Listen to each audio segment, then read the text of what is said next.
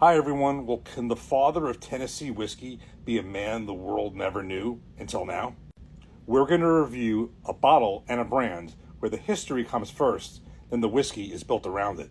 I'm going to tell you the story about Uncle Nearest and how the brand that honors his legacy was founded, and we're going to review Uncle Nearest Single Barrel 122 proof barrel number 1262.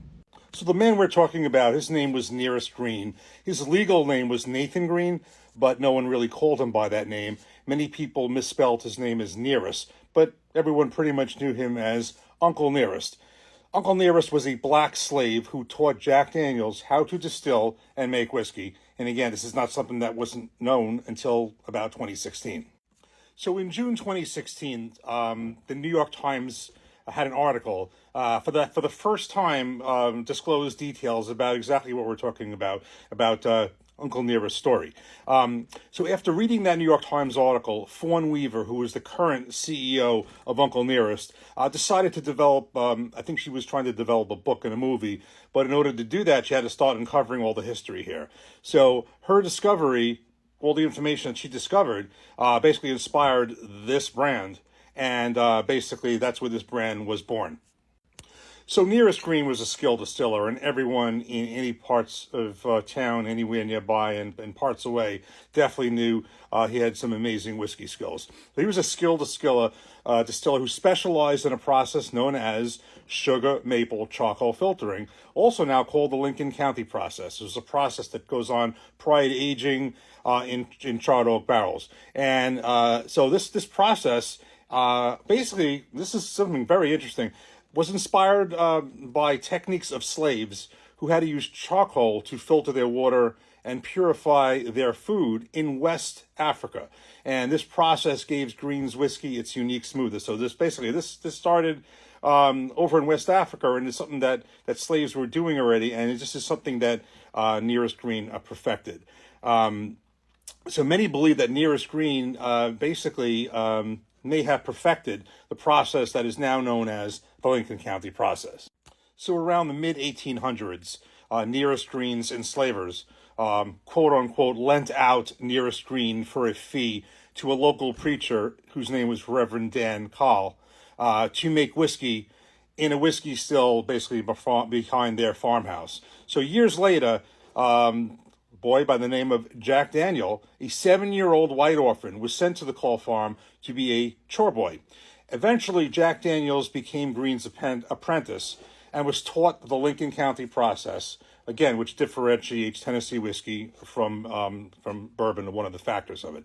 Jack Daniels would never have made what he did without Green on the property. So it's everything that Jack Daniels is, and the brand and everything like that is, which was not known before 2016 when this all came out, is due to Nearest Green. So after emancipation, Cole sold his distillery to Jack Daniels. Jack Daniels appointed Nearest Green, by then a free man, to be the Jack Daniels' first master distiller. So this made Nearest Green the first black master distiller in the United States.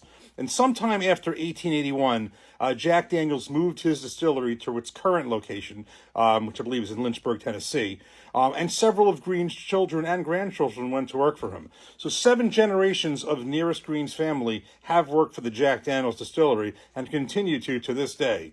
And I think 2 of Nearest Green's sons, I think it was George and Eli, distilled whiskey at the Call farm alongside Jack Daniels. Jack Daniels' family sold the distillery to Brown-Forman in 1956 for about $20 million.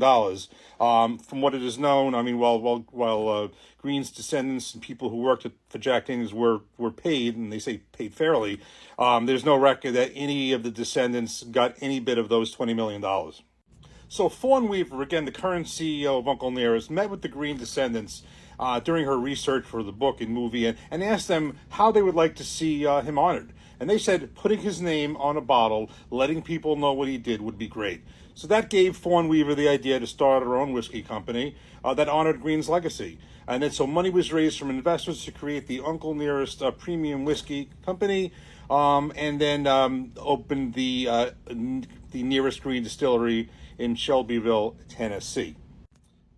And now fast forward to the present. Fawn Weaver is the CEO of Uncle Nearest, and Victoria Edie Butler, a descendant of Nathan Green's, is the distiller's master blender, and her signature is right on there, and she handpicked this single barrel as well as all the other single barrels. And now we're going to get into this bottle. So this is the first time that I'm ever having anything from Uncle Nearest, and I've never seen this. What I usually see in stores by me is the Uncle Nearest 1856, which is 100 proof. That was the original first whiskey that I believe they made. They also most stores sell the 1884, which is a small batch, is 93 proof. Those are really the only two that I've seen. Until when I was, I've had this for a few weeks now and I haven't opened it. Been doing some other reviews and stuff, so I'm finally up to this. And this one I saw in a ShopRite Liquors in Freehold, New Jersey. And it was a single barrel. Never seen that. Was quite excited about that, especially with this 122 proof, definitely higher than the 193 proofs of the other two.